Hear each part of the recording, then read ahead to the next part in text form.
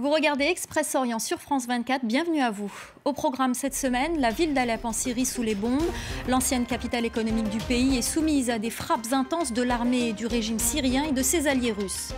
Nous irons également en Jordanie où un écrivain a été assassiné à cause d'un dessin jugé blasphématoire qu'il a repris et publié sur un réseau social. Enfin, pour finir, nous ferons le point sur les plages libanaises de plus en plus polluées. Tirer sur des ambulances, viser des habitations et des centres hospitaliers, pilonner Alep sans tenir compte des civils, c'est ce que fait l'armée de Bachar al-Assad, appuyée par l'aviation russe. Le régime syrien est prêt à tout pour obtenir la reddition des rebelles et reconquérir la totalité de l'ancienne capitale économique du pays, quitte à la réduire à néant. Voyez ces témoignages recueillis par notre consoeur de France 2, Martine Laroche-Joubert. La voiture fonce dans cette rue d'Alep déserte. Ses habitants demeurent terrés chez eux. Les bombardements du régime et de l'aviation russe détruisent implacablement les zones sous contrôle de la rébellion. 250 000 civils vivent ici.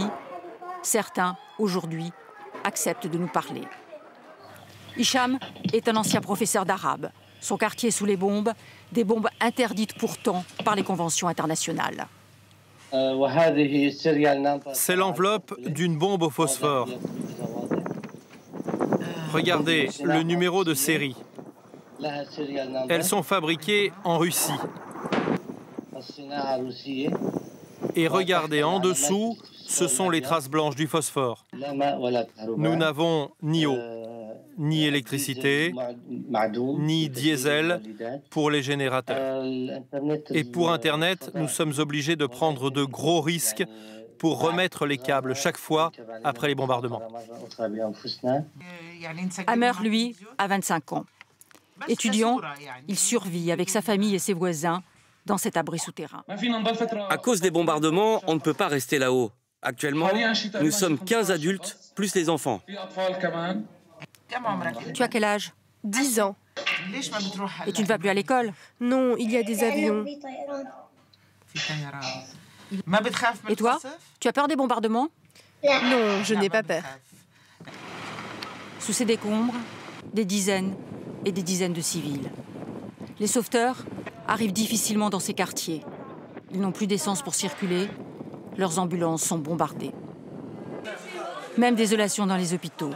Les blessés gisent par terre, faute de lit. Les bombardements visent particulièrement les centres de soins. L'agonie d'Alep, l'ancienne capitale économique du pays, n'en finit plus. Une agonie planifiée par le régime.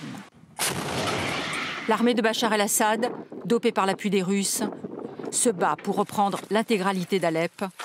Une offensive terrestre serait en préparation. Assassiné pour avoir repris et publié une caricature sur un réseau social. Cela se passe en Jordanie. L'écrivain Naïd Attar a été tué ce dimanche devant un tribunal d'Amman où il était jugé pour incitation à la discorde confessionnelle et insulte à l'islam après la publication d'un dessin jugé blasphématoire. Finalement, le tribunal n'a pas eu le temps de se prononcer sur son sort. Naïd Attar a été exécuté avant que la justice ne rende son verdict. Johanna Citruc. Devant la résidence du Premier ministre jordanien, plusieurs centaines de manifestants réunis. Dans leurs mains, des affiches avec le portrait de Naïd Attar.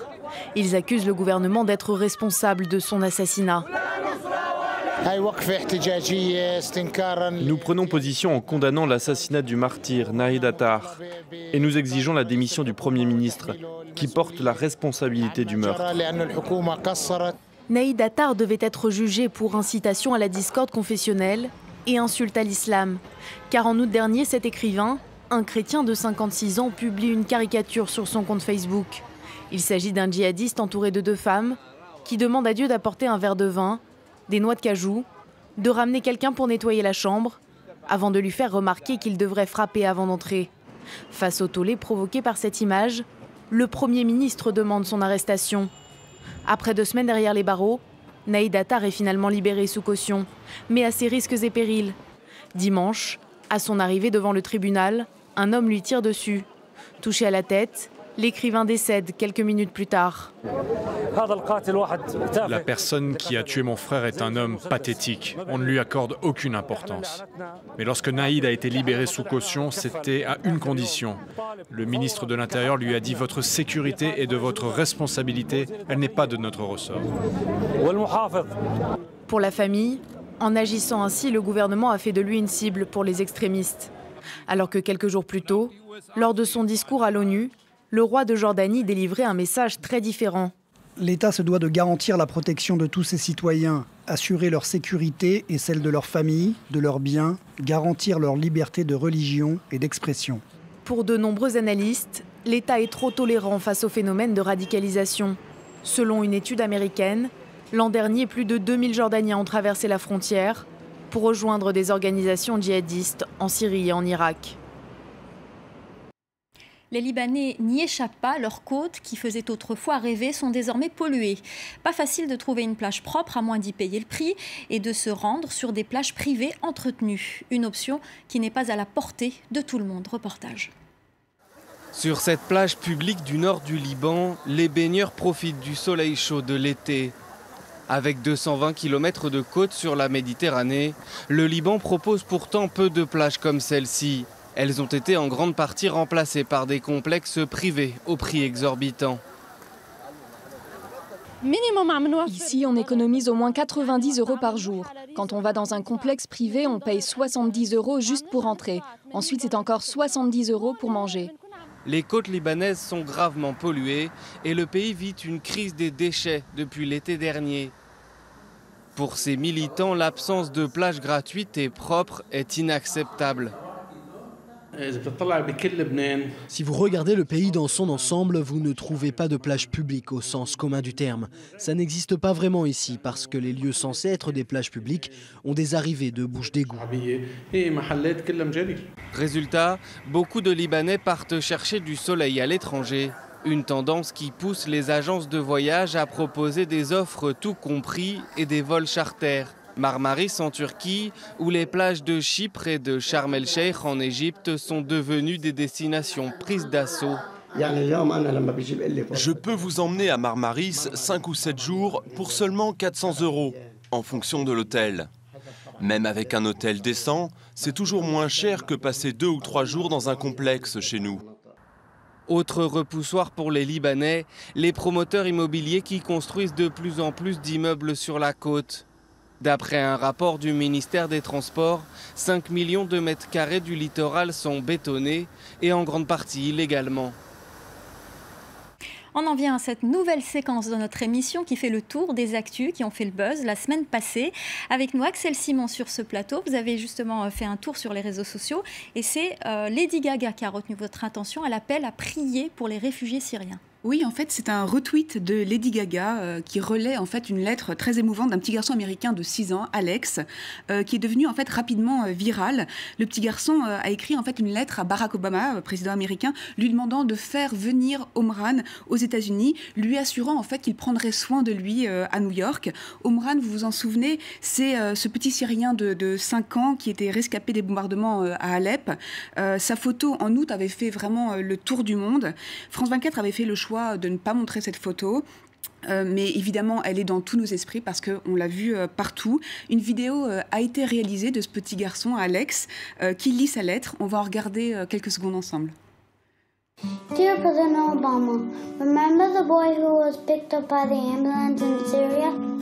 Can you please go get him and bring him to our home? Alors, on laisse la Syrie et on passe à l'Arabie Saoudite. Et cette fois, c'est un couple saoudien-américaine qui a fait le buzz sur les réseaux sociaux. Oui, c'est un couple viral, on peut même dire virtuel aussi, parce qu'en fait, il n'existe que sur la toile, sur YouNow plus exactement. C'est en fait un jeune saoudien, Abou Sin, qui dialogue avec Christina, une jeune américaine. Alors, leurs conversations publiques sont devenues un vrai phénomène de société en Arabie Saoudite. Ils parlent de leur vie à Riyad et aux États-Unis, d'amour, de mariage. Alors lui, il maîtrise assez mal l'anglais. Visiblement, ça lui est égal. Il change de tête, il change de coupe de cheveux. Elle joue le jeu, elle minaude gentiment. En bref, ils font vraiment bien le show. Et c'est une mise en scène qui est volontaire, disent-ils, pour faire rire et puis propager le bonheur. On va regarder tout de suite un extrait. I love you, Christina. I love you, Appleton. I love you so much. I love you so much, Christina. Calpano. في قلب حب جميل صدوق حب كريستينا Alors, il a voulu faire rire ce jeune Saoudien, mais ça lui a joué des tours. Mais oui, en fait, certaines de ces vidéos qui ont été vues 1 million de fois ont même été classées par épisode. C'est un immense succès. Et en fait, l'ampleur du phénomène est telle que d'autres Internet sont même mis à parodier.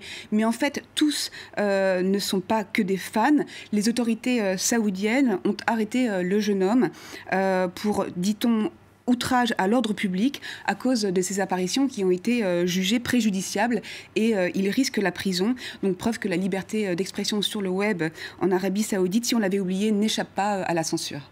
Alors on va aller en Turquie cette fois et c'est le Premier ministre turc qui fait le buzz et c'est un peu volontaire. Oui, c'est un petit coup de com' signé Binali Yildirim, le Premier ministre turc. Depuis mai dernier, il était ministre des Transports pendant plus d'une décennie. Il a été aussi ministre de la Communication depuis 2011. Et en fait, c'est lui qui a donné le feu vert au renforcement de la censure sur Internet, notamment sur YouTube et sur Twitter. Mais ce qui est ironique, c'est qu'en fait, il aime bien s'en servir malgré tout de YouTube pour faire parler de lui. On l'a vu récemment dans une vidéo YouTube qu'on voit là, où en fait il a fait arrêter par ses services de sécurité un convoi de mariage pour en fait aller de lui-même féliciter la mariée et se faire prendre en photo avec les mariés et puis aussi avec leurs invités.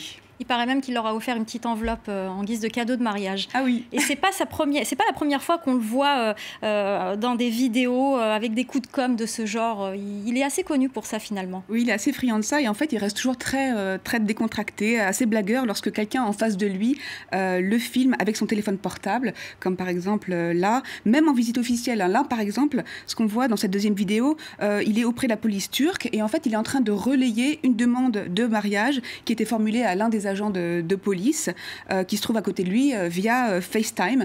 Merci beaucoup Axel Simon. C'est la fin de ce programme. Restez avec nous, l'info continue sur France 24.